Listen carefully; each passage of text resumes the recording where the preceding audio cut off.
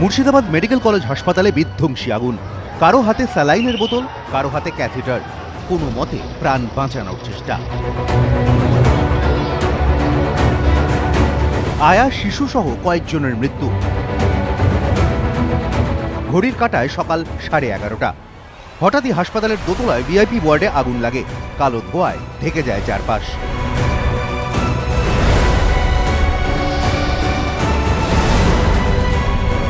সকাল 11:40।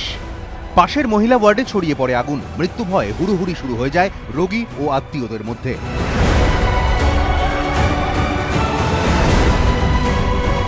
বেলা 11:15। তখনও আসেনি দমকল। আগুনের লেলিহান শিখা স্পর্শ করেছে তিনতলায় এসএনসিইউ বিভাগ। ওয়ার্ড থেকে তড়িঘড়ি নামানো শুরু হয় শিশুদের।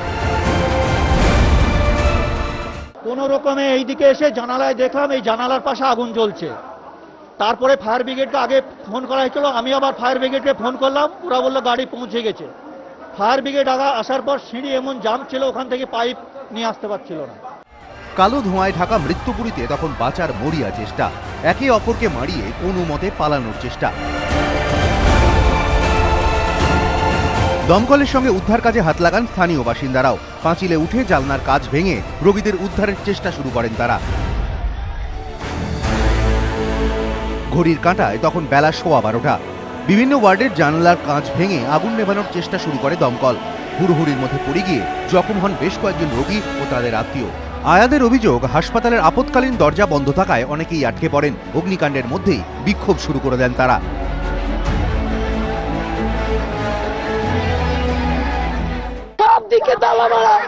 সবদিকে তালা মারা, কোনো দিক বেরোতে পারছি না। এনএসবিপির ওইদিকে তালা মারা, ওই তালাতে ওইদিকে খোলা থাকতে আজকে মরতো না কেউ। তালা খোলা থাকলে মরতো না, সবদিকে তালার জন্য আজকে মরল। কিন্তু কি থেকে এত বড় অগ্নিকাণ্ড? নিছক দুর্ঘটনা নাকি নেপথ্যে অন্য কিছু? এটা সাধারণ আগুন না, কোনো কিভাবে ঘটেছে তার এনকোয়ারি করবার জন্য আমি ডিজিকে বলেছি। ভিআইপি কেবিনে এসি মেশিনের থেকে আগুন লাগে। এই আগুন লাগার পরিপ্রেক্ষিতে ওই ফ্লোরে যারা ছিলেন তারা আতঙ্কিত হয়ে ওঠেন এবং হুড়োহুড়ি করে বেরোতে গিয়ে দুজন মহিলা গুরুতর অসুস্থ হন। একজন আয়া এবং একজন পেশেন্টের রিলেটিভ, এই দুজন এক্সপায়ার করেছেন। আগুন লাগলো এটা খতিয়ে দেখার জন্য তদন্ত কমিটি তৈরি করা হয়েছে। হাসপাতাল সূত্রে খবর, মৃতদের মধ্যে এক শিশুও রয়েছে।